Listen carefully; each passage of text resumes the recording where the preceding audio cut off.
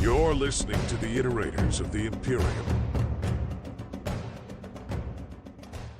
Hi, I'm Mess, and I'm here today with my co-host Ryan, and you're listening to Season 2 of the Iterators of the Imperium podcast, the podcast in which Ryan is the expert on Warhammer 40K, and I'm the noob trying to learn about the Warhammer universe. But before we get into it, we do actually have a very special guest joining us today. I'm talking about Darren from Laying Down the Lore, so this is kind of a special episode we have been looking forward to. But yeah, let's get into it, so Ryan, take the wheel. Alright, well, before we actually get into anything, I do want to give Darren a chance to just, I don't know. How are you doing, Darren? You good? Oh, I didn't even realize this was a podcast. I think we were just having a chat. Oh, yeah. No, I like to just surprise people with it. Really catch them off guard. Yeah, that's how casual it is. I've been doing it to Mez for 2 seasons now. He actually has. This isn't actually broadcast. It's just stored on his computer, yeah. Someone will see it one day.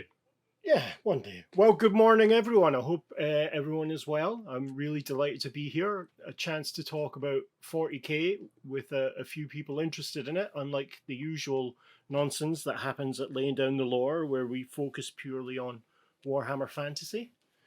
Yeah, it'd be nice not to have people take piss at my dad jokes for a couple of hours. Yeah, I'll be honest with you. Every time I'm listening to that podcast and I hear them not laugh at your dad jokes, I'm angry at them. If I ever meet these two or talk to them, I'm going to have some serious words for them. Well, I've had a conversation with them saying it's almost driven me to self-harm. There's a part in one of your episodes where you're just like, I'm really close to just stopping making jokes altogether, and I'm just like, I feel that. Yeah. I feel that in my soul. It's another one where I've just accepted that all my jokes are bad jokes, and one of the guys was saying, "Oh, your wife is getting tired of your bad jokes," and I simply went, "You mean my jokes?" And this kind of irritated them both because I've transcended the piss taking. So I was going to ask you to kind of explain a little bit about your podcast, but you did mention it there. So the other thing I was going to ask is, before we get into this, do you want to tell everyone a bit about your history with Warhammer, since it's extensive? Oh, it's very kind of you. I first got into Warhammer through Warhammer Fantasy Roleplay First Edition. I am, in fact, 310 years old, and learned about it on a school trip to Austria. When I came back, I was so hooked. I asked Santa for some presents and got the 3rd edition Fantasy Battle book and the 1st edition 40K book for Christmas that year. So this is 1987. I've been an avid gamer and collector since then. It has taken over everything of my life. I've not seen my family in decades, and have pretty much purchased nearly everything that Games Workshop produced in general, and have painted none of it, like a lot of other people.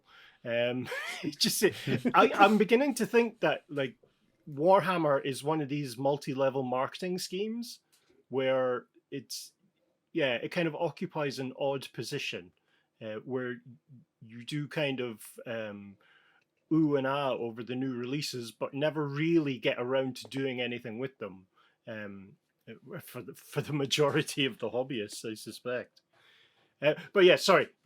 Steering back to your actual question, I've been a gamer for, 33 years?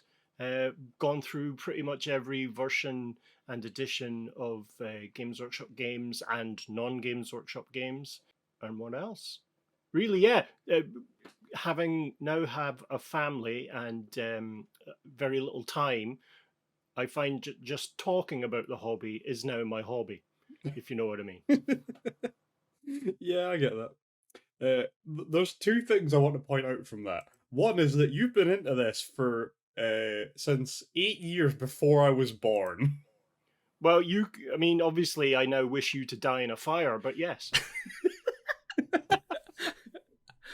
That's fair. Look, you're not the only one. I kind of want to point something out from this too, because what you said telling me, Darren, is something Ryan has been telling me for some time now, and I'm confirmed about this. Warhammer is an expensive thing to get into. So since I'm the noob, should I be worried? Just to give you an idea, I haven't had a full-time job since 2008-ish, with the economic crash. The collection I had built up over the previous 22 years paid my mortgage for 4 years by eBay. Sweet Lord. What? Yeah, so yeah, there is a ridiculous amount of money people have spent in gaming in general, but Warhammer specifically. Yeah, start small. Kill Team is your friend. I'm a big fan of Kill Team. I got Kill Team and then never played it, or finished building and or painting any models. I feel like that's a combined issue, though, to be honest with you. Yeah, well, I recently this year managed to push out 2 kind of big mods for Kill Team. One is the Age of Darkness, where it's a Horus Heresy setting, and the other one is the Badab War, which is the other big civil war, Imperium civil war. I don't think we actually covered that yet in the podcast. Interesting. Yeah, we will get to it, don't worry. One thing at a time. Yeah, so all of the stuff I kind of create, PDFs and images and so forth, that you can find that if you Google ossified mods. That's me. That's where I do all the PDFing. Ah, nice. That's good to know. I like this. We've got a good bit of advertising for you going at the start here. You really need to plug some shit, you know? Yeah, but now I don't know what I can contribute. I'm really worried. We'll figure it out as we go. It'll be fine. It'll be fine. The other thing I did want to point out from your explanation there was that I've never actually explained what my background with 40k is. People seem to just take my word for, or will take Mez's word for it when he says I'm an expert in the intro. Well, self-proclaimed expert is what I would say. I've never said that. You've said it a lot so far, though. Yes, but you sound so convincing, Ryan. That's as my dad always told me. The key is to lie with conviction. Is it fake it until you make it, or no? Just fake it the entire way. My dad managed to become a director in a company by doing that. We'll skirt over the fact that that's mildly sociopathic, but yeah, it's a good rule of thumb. Yeah. Well, I feel like that's where I developed all my severely sociopathic traits from. You know, starting from that, it's a good foundation. Oh, and I would like to say that if we can make it through this episode without anyone doing a Welsh accent or singing, I'll call it a win. But also in the same vein, if you want to try and get Kral to do a musical number, I'd be cool with it. It'd have to be a Welsh musical number, though. I feel like a bit of Celine Dion in a Welsh accent would be hilarious. To be fair, Kralin, who's one of the other guys on Laying Down the Lore, I met him for my birthday, and he there is a touch of Celine Dion about him. And I'm sure he won't mind you saying that. I'm sure that'll really help his reputation. He's like 2'6". I could give 2 shits what he thinks. Oh god. Hope I never meet you then, guys. Guarantee you I'm shorter than him. It's a running joke in my life that I am a hobbit because I'm like 5'4" and I've got gigantic feet. Oh no, you're taller than Kral. Yes! I'm gonna have to meet him now so that I can feel tall for 5 minutes. To be fair, you probably have met him, you just didn't look down. Quite possibly. Might have tripped over him somewhere. Oh, he's not even here. We're already ripping the piss out of him for being short. How does this man get the piss taken out of him for being short on other people's podcasts? Oh, to be fair, he gives as good as he gets. He's a real pain. He's a real pain in the knees. If we can acquire a stepladder, it might be fine. Yeah. And moving on to my brother Ben, he's a shithead too. I was just having digs at everyone. Mate, is anyone you want to have a go at while we're here? No, I'm fine. Apparently we're doing a segment on this. I'm good. Oh yeah, Andy, by the way. No, I'm not. See that Andy from the band Black Legion? That guy. That guy, he's just that guy, You don't want to be that guy. He seems like a perfectly well-balanced and reasonable musician to me. I won't have any words said against him. No. There you go. Andy can use that as a quote about his band if he wants to, I guess. Can use that in his professional career.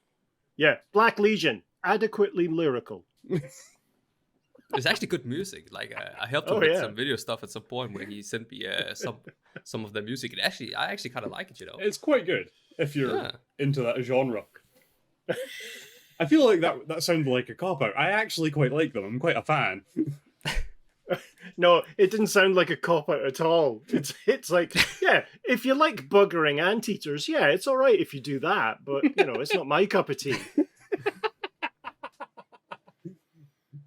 See, the benefit of saying things like that is it won't hit any censorship stuff because no one outside of Scotland will have any idea what that means.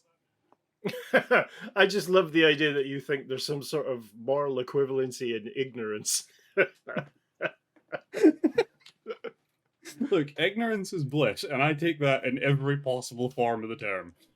To be fair, so is an anteater. What? I feel like you really should have had your disclaimer at the start of this rather than before the podcast. Yeah, just to be clear, listeners, I distance myself from my own comments. I bet more people in the public eye wish they could have said that at the start of their career. Yeah. When looking at people in public, I always just feel it's implied. You should get it on a shirt. Yeah. Just to be safe. This is a written contract with myself. Thank you. Yeah. Okay, I feel like we maybe should actually start talking about 40k now. Yeah. We are 12 minutes in and we've somehow cycled through your history with 40k, which was relatively related to what was going on, to buggering anteaters.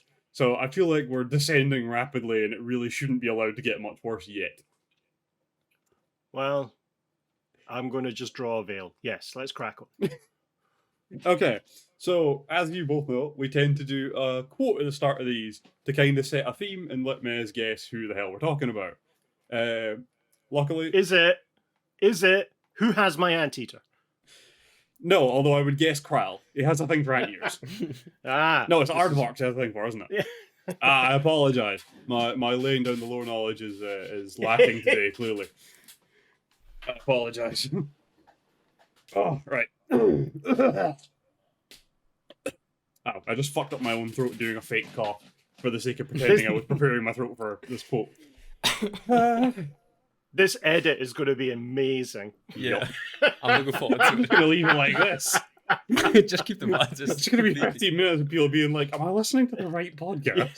Yeah. Is this what a stroke feels like? Yeah. Yes, it may also be what an aardvark feels like, if I'm honest. They're very complex Amazing. creatures.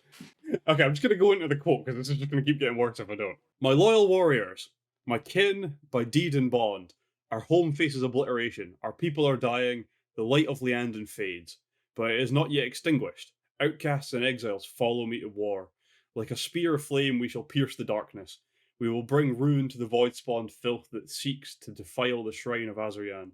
If we are to die, let it be here. Let it be with blades in hand, amidst the spirits of our ancestors and the bodies of our foes. What say you, exiles of Liandon? Are you with me? What do you think, Miz? Nicola What? So, Sorry, what were you about to guess there? Sturgeon. Accurate. what? I was actually just going to say here because I know you love this segment because I always seem to struggle, but I actually think I did get some hints of what it was. But I want to say before this, if I can ask Darren for some help. Not for the answer, but for some help. Just to know, Darren, do you know who he's talking about right now? I have a vague suspicion, and I can't pronounce his name, but he is an exiled prince who returned to Iandon. You are correct. I think. You are thinking of the right dude. God damn, what's his name? Susan, something like that. Uriel. Muriel. Uriel. Oh, man. Yriel. Uriel. No, I'm going to stick with Muriel. Fair enough. I think that was his angry grandmother, but okay. Yeah. That was the former queen of Liandon, I think. I do have a suspicion. What it is. Because obviously I'm a noob, right? Uh-huh. How can you have a suspicion? He told you what the name was. Yeah, but I'm a noob. You've got to remember, this was our first episode talking about this faction as a faction properly, outside of storyline. My mistake. I will censor myself from now on. I doubt it, but okay. What are they called? What are they called? It's the space elves, right? What do you call them? Yeah, what is that? space elves. We love space elves. I'll be honest with you, I just always call them space elves, but you are correct. It is the Eldar, or the Eldari. Yeah, those are the ones. The ones we Yeah. talked about, like one of the first things we talked about in season 1, actually. So this is like far back in my memory. This is why, just a heads up, I'm still a dupe of Warhammer, but I recognize some stuff sometimes. I just have to dig deep in my brain and dig it out, I guess. Yeah, I think it was episode 3 was the Fall of the Eldar in season 1. So Yeah. we did talk about them. So the start of this is going to be a lot of summarizing shit we've already discussed in more detail, to be honest with you. Yeah. Although I did discover something interesting while I was kind of, I don't know, putting notes together for this, because I wanted to check something. And the thing I wanted to check was, where the hell did the term Eldar come from? And I found out it's literally stolen directly from Lord of the Rings. Yep. What? It is? Yeah. Yeah, Eldar are a group of the elves within Lord of the Rings as well. It's like a subset of them, which is ridiculous. Although weirdly, I also found out there's a game called Star Ocean that I played the shit out of on Xbox 360. So it's fairly old at this point, I guess. Really good game. But there was a planet in it called Eldar as well, which is unrelated, but I found it interesting. And that'll be a game that one person that ever hears this will recognize. And that is a fact. There's one guy out there who's like, oh, I know that one. Right. Are we going to get into this? Are we going to do this properly after almost 20 minutes of fucking around? Oh, God. No. Probably not, but we'll try and bumble through, I guess. Okay, I'm just going to get into this and we'll see where it goes, okay? Hope everyone's cool with that. That's fine. I'm just cancelling some plans later. That's fine. Done. I'll just text Mom, I'm not visiting today. Yeah. Too busy talking about Sorry. space elves. Right. So, Eldar are a race of highly psychic, bipedal elf-like Xenos, typically quite tall and thin compared to humans, and the usual pointy elf ears and sharp features. You know, very typical elves, they literally just put them in space. Really not a lot of creativity put in there, I'll be honest. And like elves typically live like 1,000 years unless they get shot or stabbed. Even then, a lot of them tend to keep going for some reason. Very hard to kill these guys. And the race is broken up into 5 main groups, which I have mentioned all of before at some point or another, except for the Exodites. I don't think we ever mentioned them as Exodites, but we did mention it during the Fall of the Eldar that half of them just fucked off for no reason. Well, for obvious reasons, but to the middle of nowhere. So the race is broken up into the Azuryani, or the Craftworld Eldar, which I guess would be your high elves in fantasy. I think. Yes. Yeah. Then you've got the Drukari, which are the people furniture ones, Mez. The Exodites, which are the ones that pieced out before everything went to shit properly and went to live in the middle of nowhere. You've got the Ynnari, which are the new ones that turned up for the 13th Black Crusade. And you've got the Harlequins, which hid in the Webway, as is standard. And there's a bunch of lesser factions as well, like there's Outcasts and Pirates and Chaos Eldar, which are quite rare, I think, as far as I'm aware. Yes. Yes. Because I feel like that's just a bad call. Considering their entire race's gimmick is trying to avoid chaos, I feel like actively throwing in your lot with them is a stupid idea.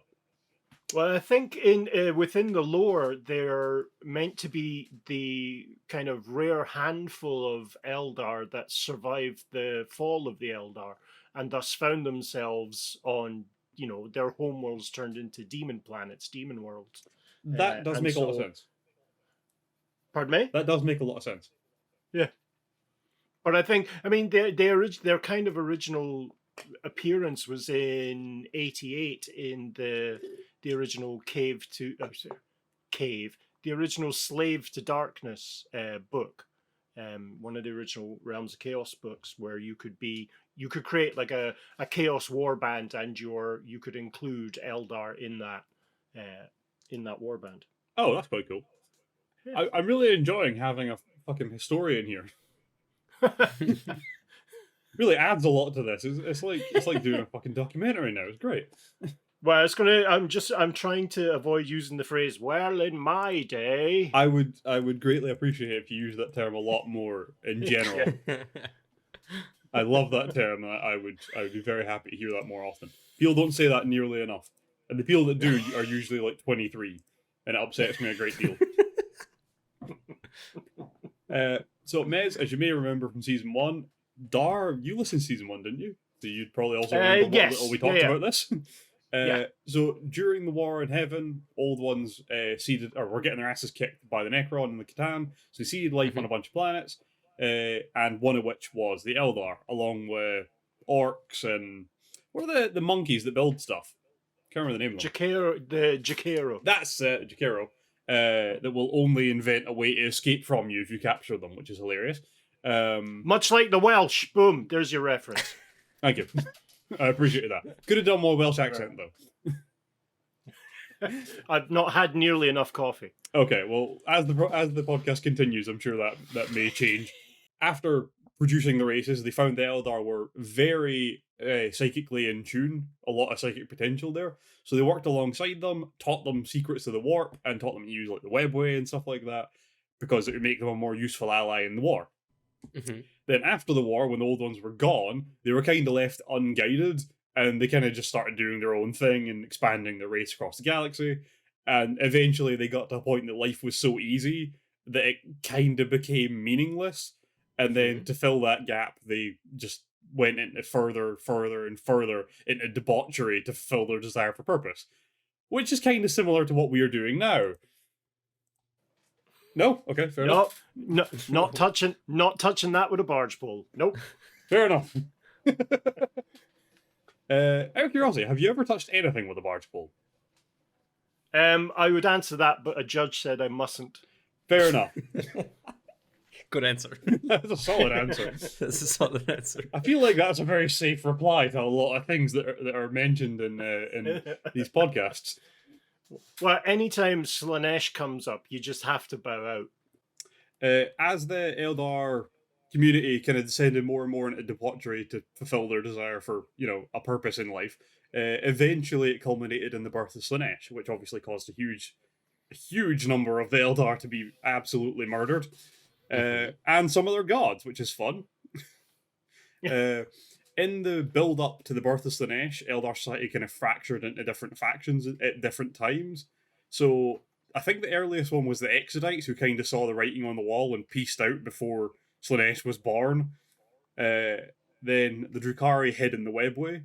I think primarily they hid within Kamara, but I think the idea was they were just not in the material world.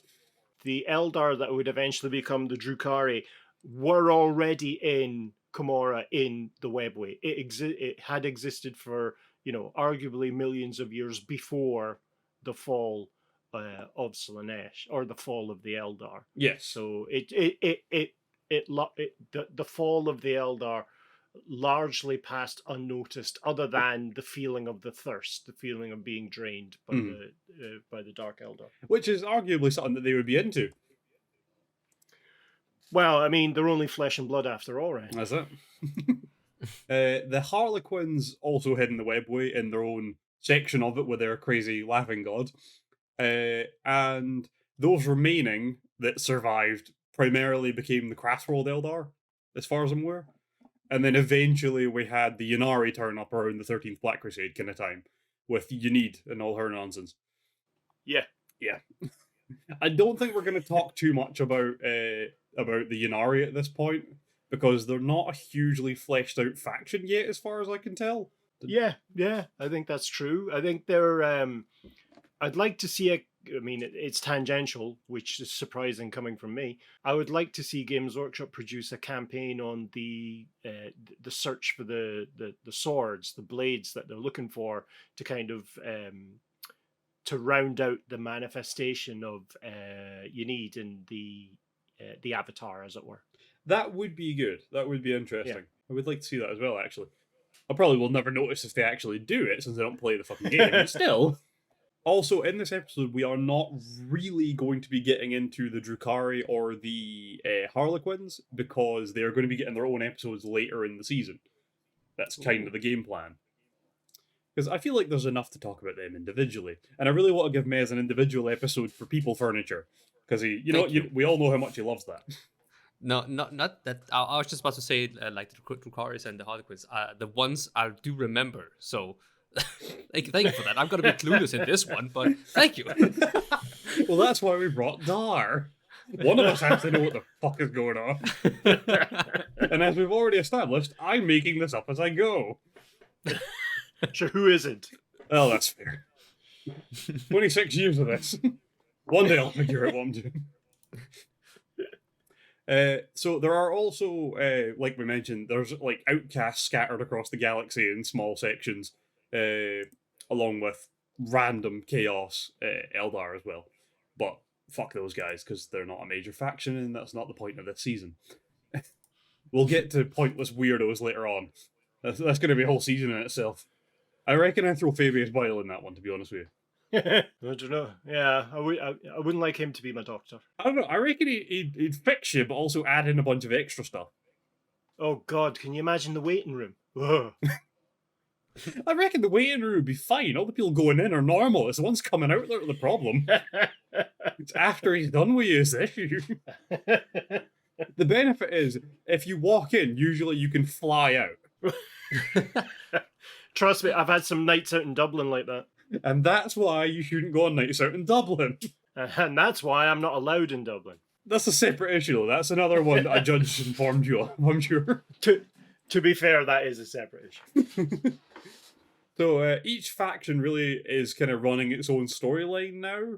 And though they all kind of weave in out of each other in some degree or in some fashion.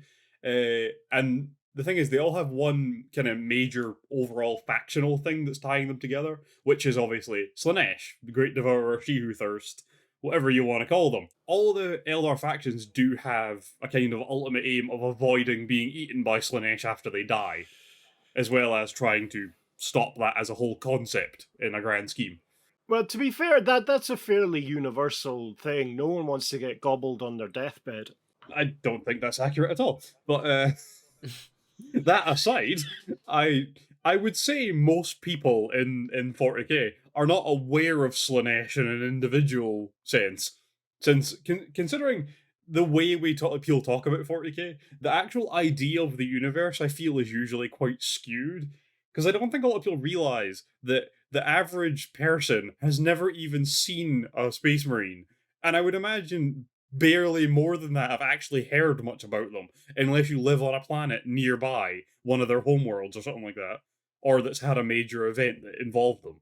It was pretty, in the kind of Rogue Trader era 40k, that was pretty well spelled out and quite effectively illustrated by the fact that you had to think that the minimum requirement to join the Imperial Army or the Imperial Guard, as it was, the Militarum as it is now, was even to just get in as a White Shield, you had to be operating at Special Forces level for your planetary defense force. You know, the Imperial, the Astra Militarum, I'll get it right one of these days, it comprises of billions upon billions of SAS level troops. That's what the original kind of depiction of them was when the first Imperial Guard army list was released in White Dwarf way back when.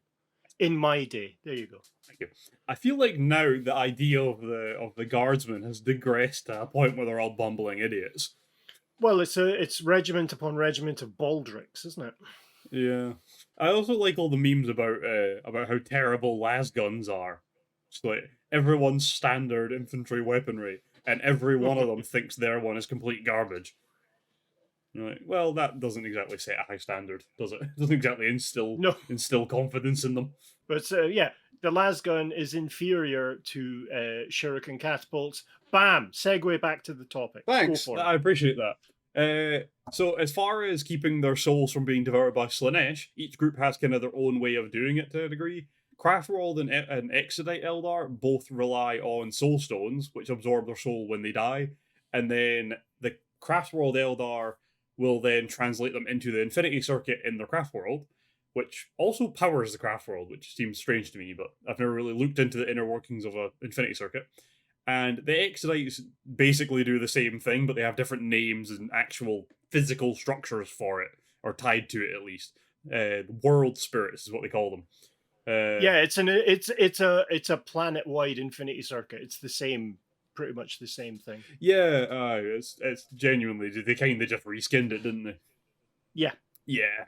So if we're gonna have it on an actual, like, alive planet, it can't just be like weird black stone and glowing lights anymore. That'd be weird. Yeah. It has to be all like crazy marble pillars and, sound exactly like the Waystones from fantasy. Yes. If we couldn't just rip ourselves off even more, what would we be doing?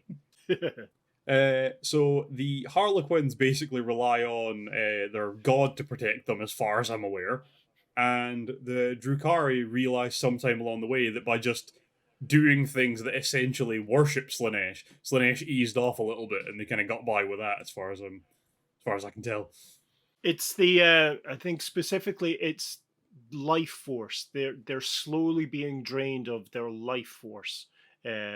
So when they torture and maim and kill people, and indeed Mez turn people into furniture, they can they absorb. I'm sorry, why did you have to specify my name with that? Because it's your favorite detail. No, obviously.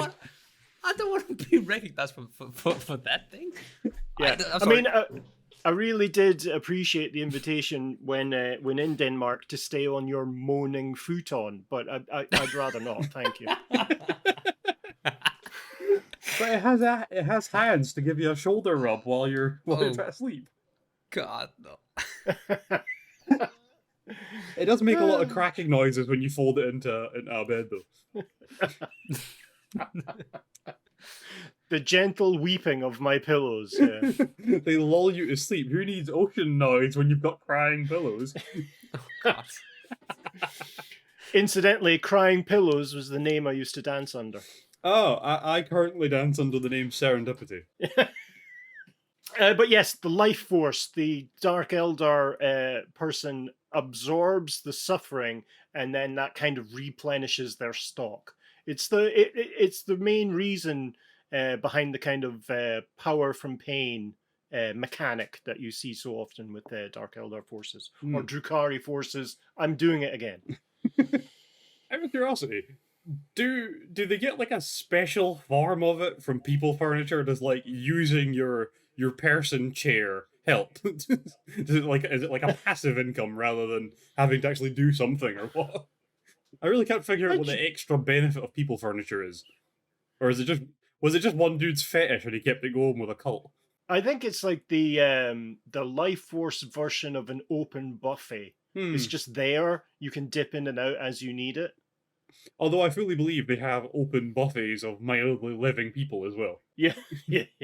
The Ynnari also have a way of protecting their souls, which is basically just using their living Uno reverse card that is fucking Yvrain and their crazy god magic. I just remembered while I was writing that Mez kept making Uno reverse card references during the 13th Black Crusade, because no one fucking stays dead in that. Yep. So I thought I'd throw it in. Yeah, that's been true of Games Workshop campaigns since they started. You can't kill off a character for which there is a figure. So the next thing I was going to do, I was going to dig into the Exodite Eldar a little bit, if that's cool with everyone. I don't know why I'm asking, I'm going to do it anyway. So, back when the Eldar Society started to kind of decline, obviously, these dudes saw right on the wall, fucked off before anything kind of went too wrong for them. They were kind of treated as, like, narrow-minded, and they were kind of shunned because they didn't agree with the way society was going. But in reality, these were, like, the few people that Chaos hadn't really gotten a hold of yet, in a way. So, when they realised the safest option was leaving, they peaced out. So they went and they colonized a bunch of really far-off worlds, which were maiden worlds, at least for the most part. I think it may be all of them, but hopefully Dhar can confirm whether or not that is the case. And yeah, they just went and lived on all these really far-off maiden worlds that were specifically chosen because life would be more difficult, and then that would obviously give them a purpose for life, because survival would require actual work now, rather than just leading into decadence again. So out of curiosity, Dar, were they all Maiden Worlds, or some of them just go to random places? They mostly headed to Maiden Worlds. I mean, the reason the Maiden Worlds existed or were seeded is because the kind of groups of Eldar that would become the Exodites, as you say, saw the writing on the wall and kind of formed this culture-saving conspiracy to create these Maiden Worlds and to hide most of them. Most of them, are not. They're not charted anywhere. It's very difficult to pick them up. They're hidden behind the power of these world-spanning infinity circuits. It really was the kind of. Are you familiar with the term prepper?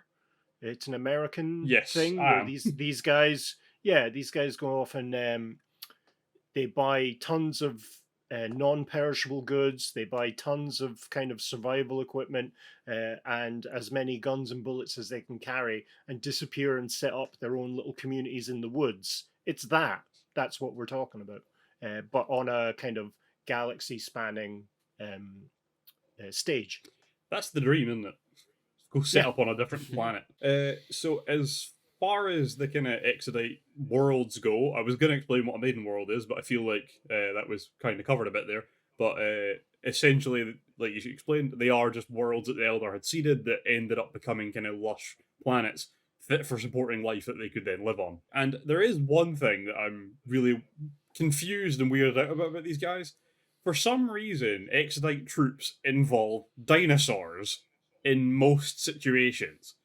And I don't know why that's confusing. Everything is better with dinosaurs. No, I agree with you. The thing I can't figure out is why does evolution either always lead to dinosaurs, no matter what, or why did they intentionally seed dinosaurs on every planet? It's a good question. I think it was definitely seeded. I don't think these kind of dinosaurs happened by random. Imagine that, a random dinosaur. Oof. But I think that's what alligators are, to be honest with you. Yeah. I suppose perhaps they're viable as a kind of a tool, like a vehicle to be used to help them set stuff up, but also as a food source. If I've learned anything from Ark Survival Evolved, it's that is a very accurate statement. So you might be onto something there. I reckon maybe they were like, there might be bigger things on the planet that might try and kill us. Let's just have dinosaurs to fuck them up.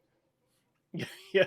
Well, not just dinosaurs. Dinosaurs with these big howdahs on them, like the big Mumax in Lord of the Rings, that have like bright lances and shuriken cannons festooned all over them. So it's weaponized dinosaurs. Just what we needed. And kind of a last little detaily bit about them, I guess, because I don't really care about the Exodites very much, to be honest with you. To be entirely honest. After you get past dinosaurs, they become quite dull. Their culture is formed in like a tribal hierarchy where small tribes swear allegiance to a leader tribe and then in turn to a planetary king. Outside of that, I'm hopefully going to pass over here. Dar, would you like to tell us about Exodite gods? No, I'm fine, thanks. Fair enough. Mez, would you like to tell us about Exodite gods? If you say no, I'm going to have to ask my dog. Oh, God. And then it goes to the rabbit, and I can't even get him out of the cage. So this is going to get tricky. Well, the Exodite gods, there's really only been 4 named, and named in quotes, identified, I suspect is the better word, within the kind of generic lore that's out there. A lot of it revolved around 2nd edition 40k, where the kind of Exodites, you could actually field units of Exodites, which were, I think the best way of describing them was a mix between an Eldar Guardian and a pirate mounted on a cold one, mounted on basically a velociraptor, racing around the place, stabbing things with spears. In terms of their pantheon, they have a kind of cosmic serpent, which is this, it's a cosmic serpent. It's the kind of idea of creation in both the material and kind of psychic universes that the Eldar exist in. Of note, it should be pointed out that the Saimhan, the red liveried Eldar craft world, their symbol is the cosmic serpent. That is that is their god, or the Exodite god. But then underneath them, you've got really kind of I was going to say atavistic, but animalistic, a kind of pantheon. So you've got creatures like the serpent god, who is looks after secrets and wisdom. So that's really the kind of psychers. That's the one the psychers would pray to. You've got a cobra god, who is the snaky version of Cain. So is the god of destruction. It's a really angry snake. Yeah, really, really angry snake. Nice. And then you've got the kind of scorpion god, which is God of Scorpios. Yeah, Scorpios. And then you've got obviously the Frankie Boyle joke of the Sagittarian god, who's licensed to shit in the street. You've got the the Scorpion god deals with defense because it's so heavily armored. So very much like a striking scorpion. That's where that link would be in terms of troop types and intercultural connectivity. Are those ones also afraid of lavender? I don't know the reference. Scorpions so don't like lavender, yes. was the reference. Okay. I never knew that. Look at that. Yeah, when you go walking in the desert, you braid lavender onto your sandals because it keeps scorpions away from your feet. You have seen that in Simpsons, by the way. I would just Have say I? that, right? Yes, you have, because that's a Simpsons reference. Is it? Okay. At some point, yes, it is. Good to know. Given my reaction to lavender, I would just straight away fall asleep. That's fair. That's Yeah. fair. I have a lavender and eucalyptus candle on my desk for exactly that purpose. Oh, Oh yeah, I've got candles everywhere, Max. Fucking candle addict. it's lovely. I like it too. Yeah. I don't know how to feel. How do you feel? It's fine. How do you feel about candles? Some of them are a bit kind of rough edged, but yeah, they're fine. Ah. I don't want to know what you're doing with candles. Well, I'm not going to tell you. Good. I think that'll work out well for all of us. Well, this is lovely. We're talking about scented candles. This is the strangest sidetrack we've had so far. Steer it back. Okay. Steer it back. Steer it back. Okay. Do you have any more to say about Eldar gods? Eldar Exodites, Eldar gods. I mean, have you covered much of the Eldar pantheon already? I seem to remember you briefly talked perhaps about Cain and Kegarak, the Harlequin god. Yes, so we mentioned Cain and Kegarak during the Fall of the Eldar thing, because obviously they're quite prevalent in that. And then in our Nurgle episode a couple weeks ago, we obviously mentioned Aisha, who is in Nurgle's realm. in Nurgle. Yeah. Yes, Nurgle's realm, yeah. But outside of that, and in no great detail, we have not really mentioned any of the others, nor really mentioned them too much.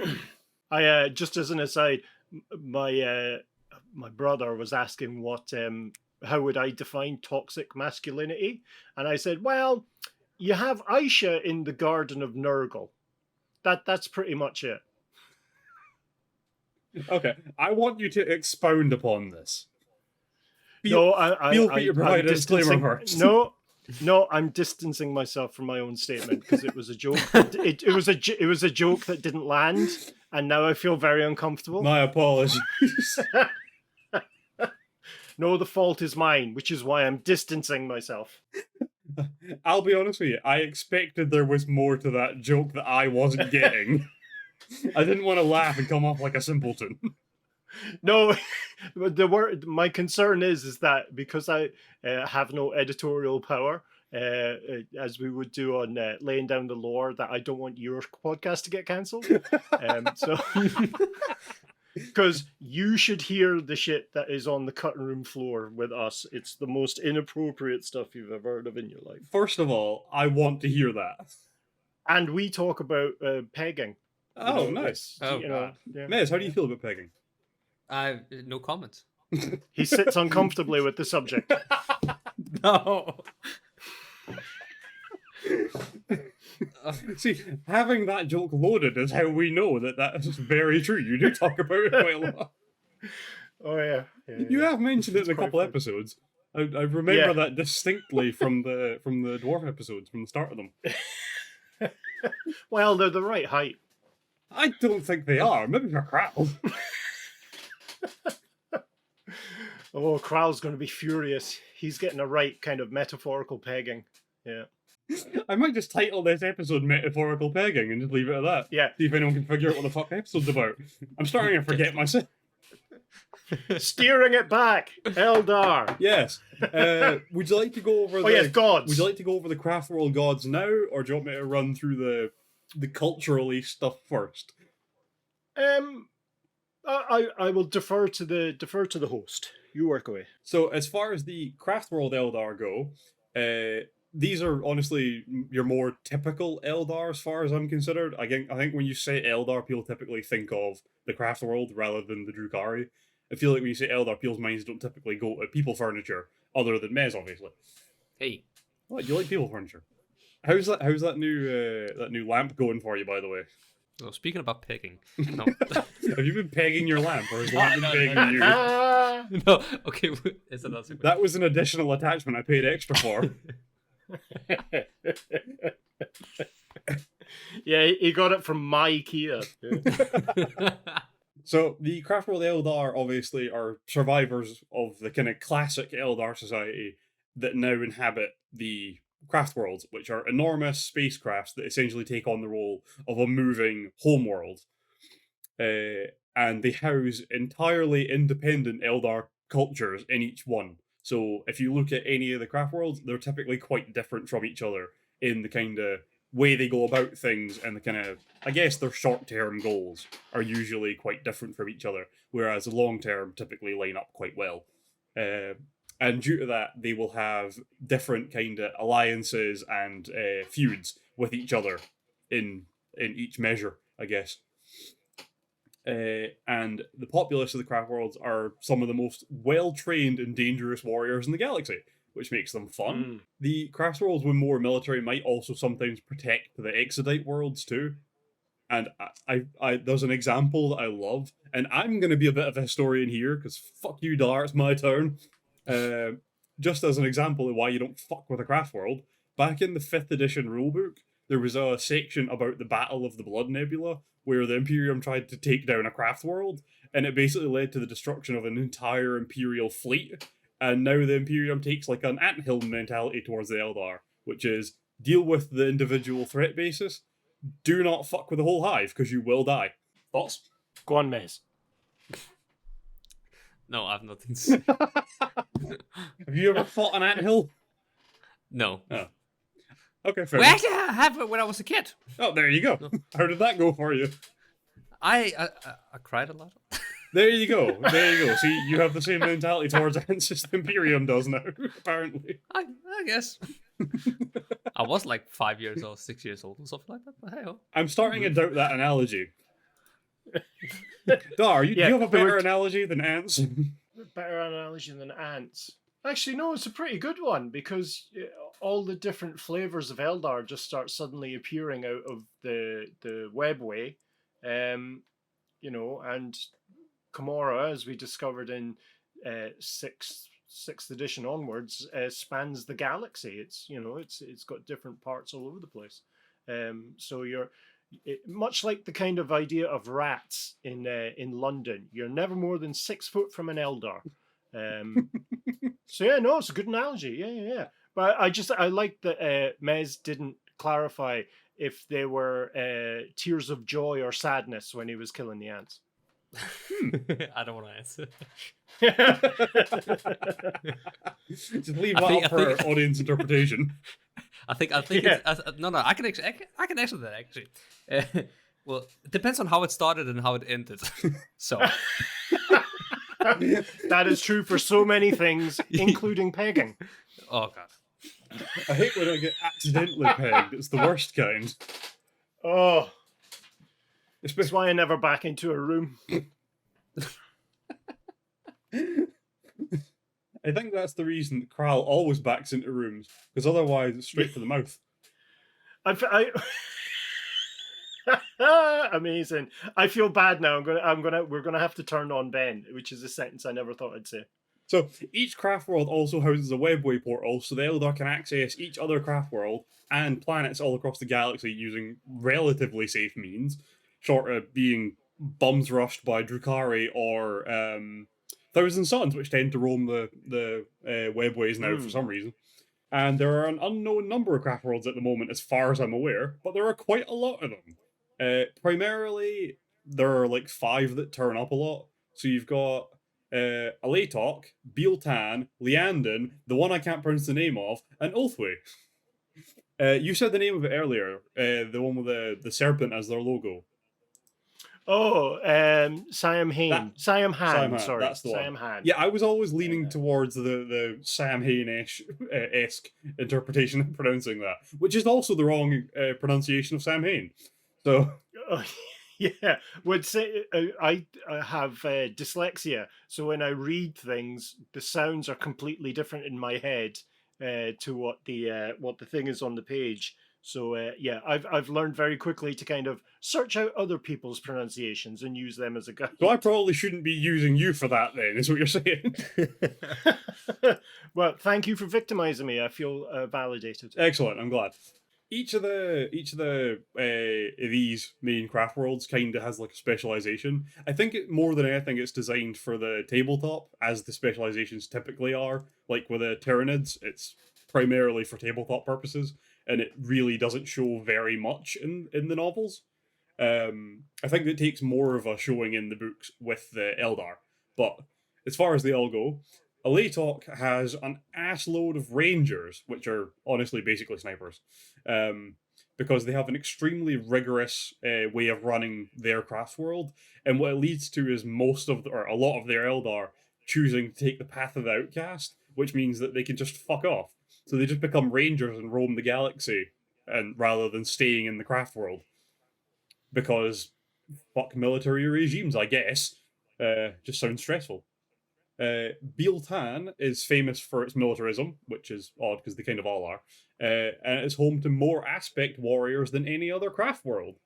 And actually, Dhar, do you want to explain what an aspect warrior is? Because I feel like you're going to have a good way going through this. Mez, if you can imagine a culture in its entirety, how it makes war. So imagine that as like a diamond or a cut gemstone. So there's multiple facets, and each facet is a specialism. So, you know, there would be 4 kind of main facets for Air Force and Army, Navy, and in America, the Marines or Special Forces, that kind of idea. If you then can imagine more facets than that, going down to the use of a specific weapon, the use of a specific tactic. So it's really almost ritualistic warfare, where the way you make war is like a prayer to a specific facet or a specific aspect of your kind of cultural god of war. So they're very much priests of war, but of a specific limited form of war. Nicely done. It was a very good way of going through that. I like that. It was a hell of an analogy. Hey, I can turn it on when I switch off the knob gags. Fair enough. Yeah. I like that it's very much a one or the other option with you. Oh, well, I mean, I turned 50 this year. It has to be. That's fair. I feel like there's a point where maybe you need to learn to put knob gags aside for 5 minutes. But no more than that. Yeah.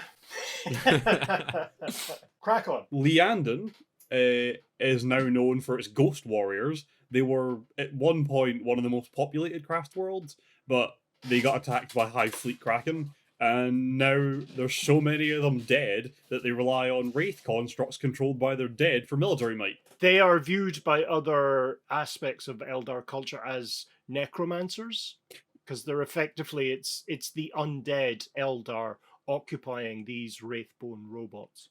Which is very cool, to be honest. The one none of us can pronounce, is they specialize in kind of quick attacks and are seen kind of like barbarians by some of the other cultures. which is fun. Some of the other Eldar are just like, those guys are just feral. Yeah, if you can imagine the Mongol hordes on jet bikes, that's pretty much what they are. That's also a very accurate explanation of the White Scars, though. In 30k, yes, they're now the Mongol hordes on mopeds. We need the Mongol hordes on Segways. That'd be fun. I'd pay real money to see that. Me too. I'm sure we'll end up paying real money to buy a figure of it someday. And the last one, Oathway, is a heavily populated world which got stuck in the Eye of Terror during the birth of Slaanesh. It got stuck in like a gravitational orbit with it. So they've basically spent their entire time getting bums rushed by chaos. Though somehow they still have an ass load of people on the planet, or in the craft world. And Mez, do you remember that there was a craft world involved in the 13th Black Crusade? With the whole Yenid and Yvrain and all her nonsense. It does ring a bell. Yeah, that's these guys. Oh. Yeah. Dhar, would you like to tell us about Eldar gods in this section? Craft world gods, sorry. Craft world gods. Yeah. It's tied very much to their kind of cultural development through myths and legend. It's a very kind of folklore style culture, despite their huge advancements. So they've got a kind of a pantheon which has sort of Greco-Roman and Viking-esque aspects layered over kind of Celtic history. So deeply incestuous religious figures, but also, they represent extremes of behavior within Eldar culture. So you've got Azure Ryan or Azure Ruin, who is the king of their gods, and it very much a kind of I would describe it like a compassionate Odin is really what we're looking at here. Oh, weird. A compassionate Zeus. Then we've got the kind of Great Mother Aisha, which I believe you've already covered. And then we go on to Cain, who you've also covered. Oh, and Kegorak, the Harlequin god. But then you've got Vol. Vol is the god of forges. They're blacksmith gods. So very much kind of Hephaestus, Vulcan kind of ideal from classic gods of our own world. And then, I beg your pardon, you've got Morai Heg, who is the goddess of faith, who together with Aisha and Lilith represent this kind of what the Vikings call them, the Norns or the Fates, where you have the maiden, mother and crone kind of figure that exists, and they deal all in, when they're together with prophecy and portents. And then, of course, you've got Yennead, which is the Yennari, or the proto-Yennari god, who is a new god. It's a god that never existed before the Wraithbone cores of craft worlds and planets formed. The god began manifesting as these souls were trapped or contained, I suppose, within the Wraithbone cores of kind of Eldar culture. They dance around each other in all the kind of stories and myths that we would associate with, early gods from our own race. But I don't know if you've covered, Ryan, any of the actual myths themselves. We have not. Not, okay. So the kind of main one that underpins their culture is, oh god, and I'm going to talk about it, and I've forgotten the name of it. How amazing! How amazingly usual for me. Lilith, who is the kind of maiden, she came up with a prophecy that the Eldar would ultimately destroy Cain. Cain, hearing this, starts to kill and destroy the Eldar, the mortal Eldar. And this is millions upon millions of years ago. This is before even the kind of formation of their empire in what would become the Eye of Terror, ultimately where Slaanesh was born. Azurun, who decides, hang on, if we kill all of our mortal worshippers, we're not going to have anyone to worship us, brings down this sort of veil, brings in a wall between the Eldar and their gods, so there's no communication either way. Aisha, being the mother, created spirit stones as a way of being able to communicate with her children, with the mortal Eldar. So these were fashioned by her and her husband Kurnos, who I failed to mention, and is in fact the god of the hunt. Uh, and so Kurnos and Aisha were able to guide the Eldar, and there was communication both ways, until unfortunately Cain overheard them talking and brought this kind of outrage to Azurun, who decided that, while he understood the compassionate nature of the two gods in trying to guide their mortal children, they had still broken the rules. So he gave them both over to Cain, who tortured them for a decade, and just, in every way imaginable that a god could, which is thankfully unimaginable to most people. This resulted in Vol, who's the god of the forge, the kind of blacksmith god, formally objecting, making an Eldar god point of order, and saying that your treatment of my brother and sister are outrageous. What can I give you? What can I buy them back to set them free? What would the price be? And the price ended up being 100 swords, 100 blades, I suppose is the correct term. And Vol, who was a master craftsman, decided, yes, that's absolutely fine, we'll get that done. And he was given a year to do it. As the year ended, he had made 99, master crafted blades, but didn't have enough time to do the last one. So he mixed in an ordinary blade, an ordinary sword, and handed over all 100 to Cain, who at first glance, looking at these weapons, was so delighted that he instantly set the other two gods free, Aisha and Kurnos. Yeah. And it was only after he saw the mortal blade. He fight the mortal blade, exactly, that he absolutely, and I'll use a Scottish word here, went pure dead Raji, went absolutely crazy, and tried to get the Aisha and Kurnos back, but couldn't because they had fled, they'd gone into hiding. So what he did was he beat the ever-loving crap out of Vol, hobbled him, and chained him to his anvil. Vol then becomes this, as with Vulcan and as with Hephaestus, from our own history, we get this kind of archetype of a lame blacksmith. Yeah. And so he's now tied to this. And so that kind of underpins the relationship between all of the gods, and thus the relationship of aspects of Eldar society with each other.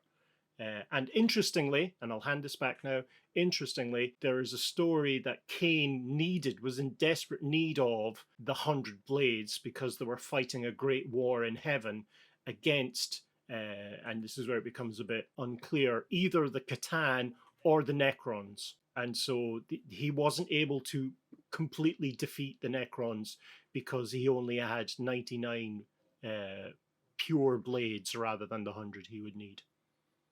I'm curious if Cain realizes you can use a sword for killing multiple things.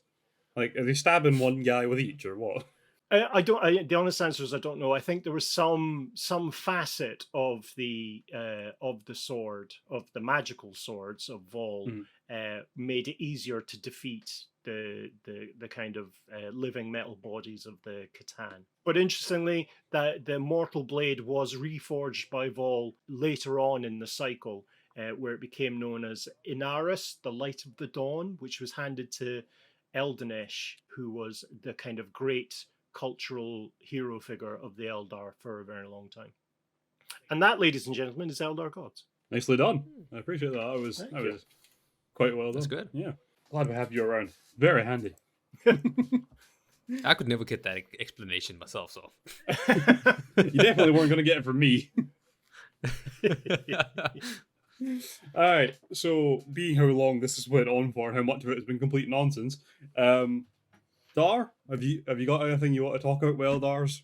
I think perhaps your listeners would be interested in the idea that this whole construction of the Eldar culture and the various facets of it was not at the start of 40k. In fact, 40k had existed for, I think, 3 years in totality before the concepts of aspect warriors and the kind of named gods came through. Originally, the Eldar were limited to the kind of mercenary and piratical forces.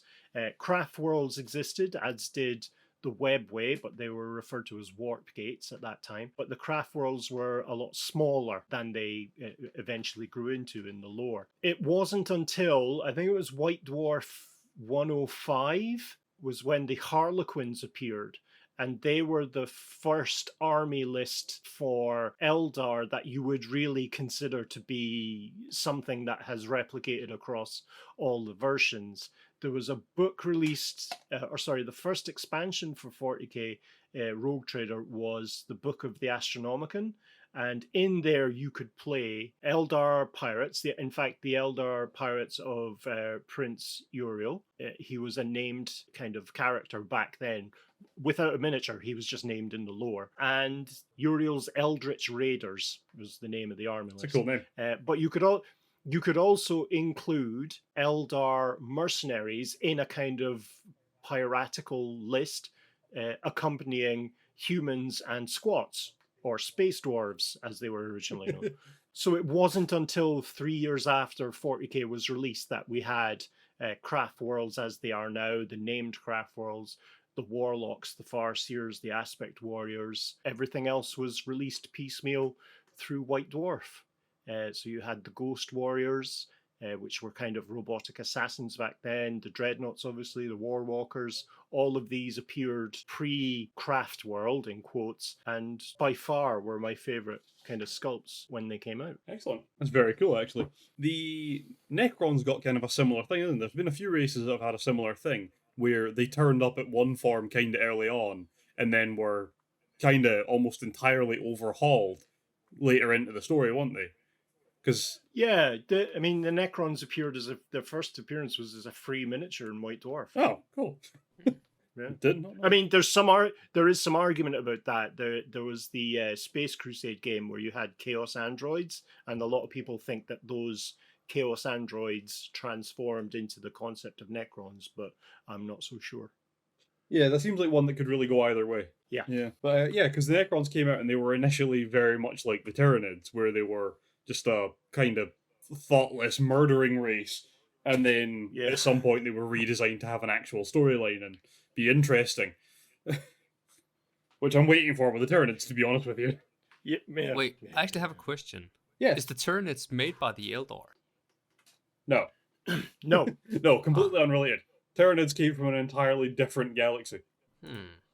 Okay. Yeah. It's just something I've read before. I actually wanted to ask you from the last episode with the Tyranids, but I'm sorry. Yeah. Was the last one Tyranids? I believe the one before the last Yeah, one. sorry, last one was Kriegsman. Yeah, that's which is right. always fun. Yeah, I just read something where it was like the Tyranids was a creation or something like that from the Eldar or something like that. But yeah. Oh no, that's the kind of that's the dirty secret about the Tau. The Tau are thought to be a creation of the Eldar. Oh. And that appears in, oh God, what's the name of the book? I think it's just called Xenos. It's a Black Library book that told the story of a kind of containment failure at an inquisitorial research outpost. And it went, you got to see the dissected versions of Eldar and Orcs and various other races, including the Tau.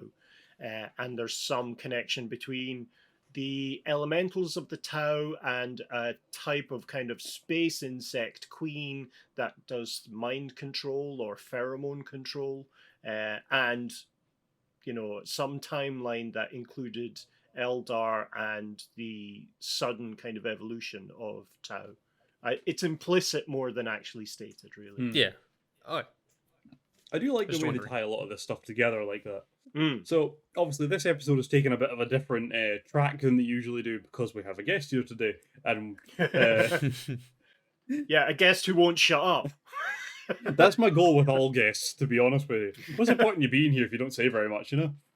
So, for kind of the sake of rounding out this episode for now, there was something that I wanted to discuss with you, being that you're our first guest. I wanted to kind of discuss a couple of things that are kind of going on currently in 40k. And the two things in particular I wanted to mention was I wanted to get your thoughts on the appearance of the new Angron model. Like the Angron model itself, I mean, it's a cross between the kind of Blanchian drawing of Angron and a Bloodthirster. I can see what they were going for. For me, it's the face. The face is jarring for me, but Yeah. I think it's a solid representation of a demon prince. I mean, the dangers, of course, with all of these things, we all have our own idea of what it would look like, and it's almost always based on Blanchian drawings. And when it doesn't match, the community can take a legitimate view on these things. But I think I prefer so far the what's his name, Mortarion. It's my favorite kind of demonic Primarch miniature. I think that they could have gone a more of an active sculpt, but what do I know? Do you know? I don't know what's involved in breaking down a sculpt into molds and getting it just right. I think it's a solid representation. Yeah.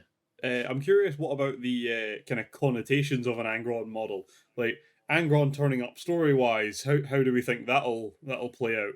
Well, it's not like he hasn't appeared before, has he? I mean, not on the tabletop, obviously, but lore-wise, he was in the first battle for Armageddon. He's been summoned a few times or has turned up on the tail end of a Cornate force. Do you know, it's funny. I was thinking literally on a train ride home on Thursday, I was trying to work out why Chaos Space Marines don't have scouts. Mm-hmm. And I recalled that in 30k, there are no scouts. The process of marinization is kind of advanced and complete. So there isn't so much training has to happen. So you've got the recon, the power armored recon guys. So I think the Chaos Space Marines have retained the capacity to generate fully fledged Space Marines, albeit ones geared towards being bad boys. Well, you have got things like the Demon Collaba and stuff like that spits out full grown ones. So yeah, they definitely have the ability to do that. But I think they have so they don't need scouts. Yes, as such. So I think with Angron turning up, I mean, the big fear a few years back is that when they started rolling out Primarchs, everyone was going on about how, it's the end times for 40k, it's the end times for 40k.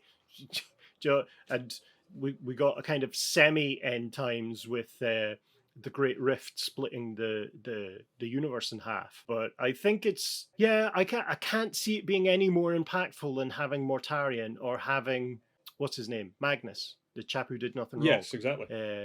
I'm glad we can all agree on that. Within the game, I think there'll be a campaign, as there was for both other Primarchs, but I don't know what that'll look like. But I don't think it's world ending. I don't think it's paradigm shifting. It's just another big centerpiece model that people will get used to killing as quickly as they can. Yeah, because the thing is, right, with the actual model turning up, I'm kind of expecting him to take a bigger role lore-wise for a bit. So, like, we've had the Plague War series with Mortarion and stuff like that. I'm expecting that with them rolling out an actual mini for him as a Demon Primarch, I'm expecting that that kind of implies he's going to take a bigger role storyline-wise at some point soon. And my thoughts on the matter are, the only thing in the galaxy that can kind of go toe-to-toe with a Primarch and win is usually, storyline-wise, another Primarch. And I don't see Gilliman taking on Demon Angron and getting away with his limbs. Yeah, but I mean, it could be they end up in some sort of chaos splintering civil war where Magnus and Angron go at it. Which would be cool. Be very cool. Because I mean, the second biggest enemy for any Chaos Legion is other Chaos Legions.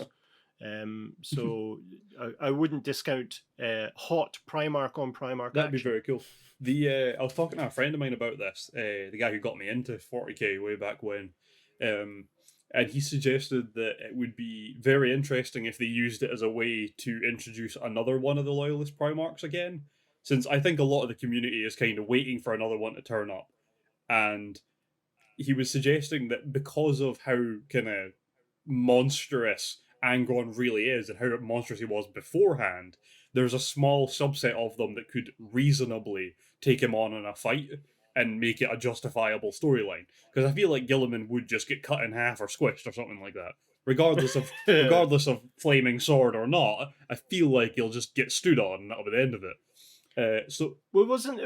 Didn't the end of 7th edition have what everyone believed was the lion running around chasing after Luther? Yes. You have what's his chops? Oh God, the Salamanders guy, Vulcan.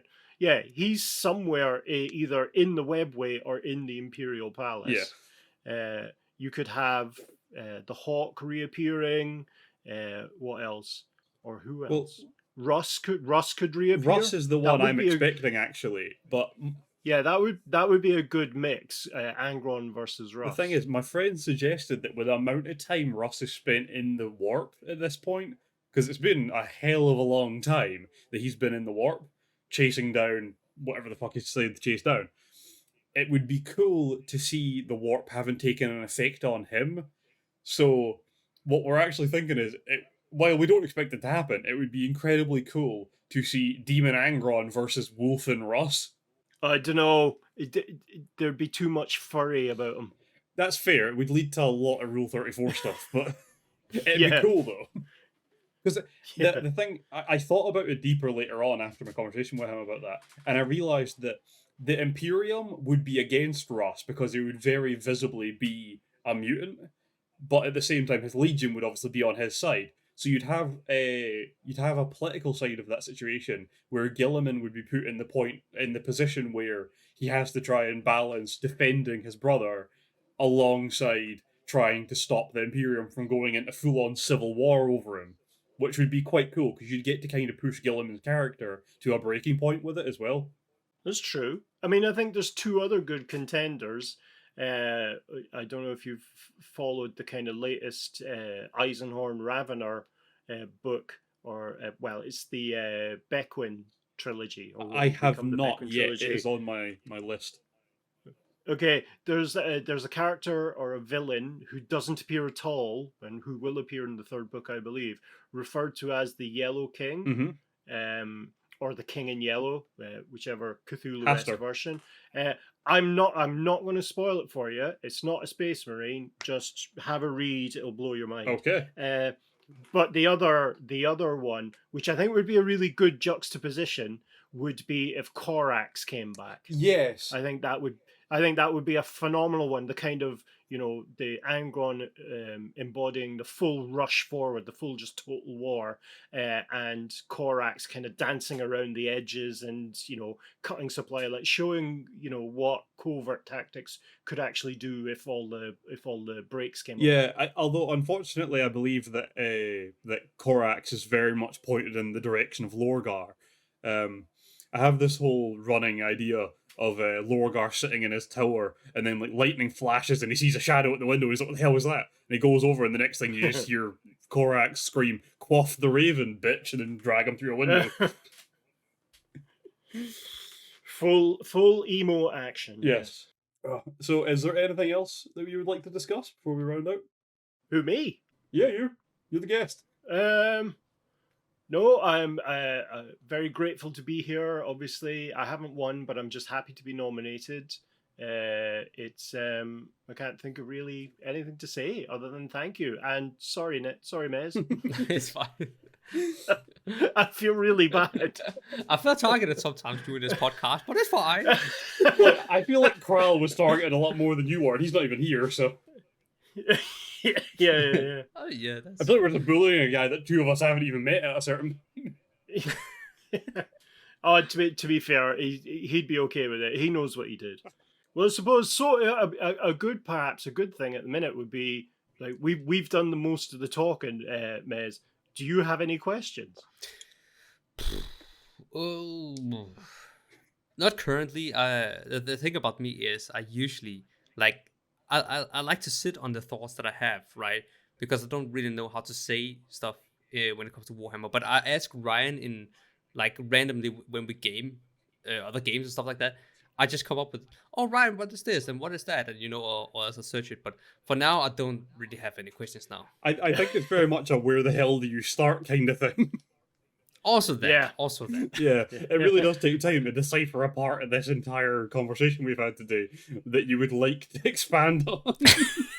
Well, I think the first question Mez will have offline is, Ryan, do we really need guests? Like, did you vet this properly? Yeah. Also, why do we talk about aardvarks so much? Hey, that was me. That was you. Oh no, it was me. No, it was me. I started that. No, I remember. Yeah. Yeah, don't try and pin the aardvarks on me. Yeah. Aardvarks are very much pinned on you, as far as I'm aware. Yeah, I would like to distance myself from aardvarks, but no, it was me. Yeah. So I think we're covering the rest of Eldar stuff, because again, we've missed a few sections that we usually would have due to having a guest here and having to allow extra time for that. So I think part 2 is definitely in the pipelines if you're down for it, Dhar. Hey, I'm free next weekend. Excellent. I look forward to it. And I suppose to kind of round out as a last thing, where can people find you? And is there anything you want to plug while we're here? Because isn't that the point of being a guest on a podcast? No, I appreciate that, but having plugged you at the start, I don't want to double plug you. Yeah, if you just if you head over to layingdownthelore.com, you'll find all our stuff from there. And please do have a listen to at least one episode of the podcast where you'll discover how quiet I usually am. Yes, it'll be quite weird. Yeah, it'll freak you out. Yep. And you'll see more of that thing of people not getting the jokes. Yeah, I say those kinds of things, like people not get my jokes, really to cheer myself up because no one gets my jokes. You're not like other girls. That's the problem. You're gonna have to dye your hair and get a ukulele. And I say this living with one of those girls. You can't say that these days. Oh, very hot water. I can say that. I live with one of them. My girlfriend has 4 ukuleles and red hair. I can say what I like. Oh, Jesus Christ. Well, I hope she gets better and has a cream for it. Oh. Imagine walking around with 4 ukuleles. It must look like a bunch of grapes. Or have I misunderstood? I'm sorry. Yes. No. Yes. Yes. I understand. How very musical. Much more like a noise marine than anything else, I think, if you're carrying 4 ukuleles. What's his name? Oh no, now I'm thinking of an erotic George Formby. Turn that nice again. Oh God, Mez, please do us all a favour and tie us out of here. Yeah, Mez, I assure you, that was hilarious. Like if anyone in our generation knew who George Formby was, I use his grills. They're really, really good. George Formby grills. Yeah, that was a shit joke. Sorry, crack on. I think we gotta end the episode here. There is definitely going to be a part 2 because obviously, like Ryan said, we have missed some stuff. We kind of went off track, but that's fine. I actually kind of like it. I think it makes it more, what should you say, like chill in terms of that. But yeah, we are going to end the episode here. So thank you guys for listening to this episode of Iterators of the Imperium podcast. Thank you, Darren, for being on. And we will Thank you for having me. No problem, mate. And we will see you guys in the next one. Take care and peace. Bye. Bye.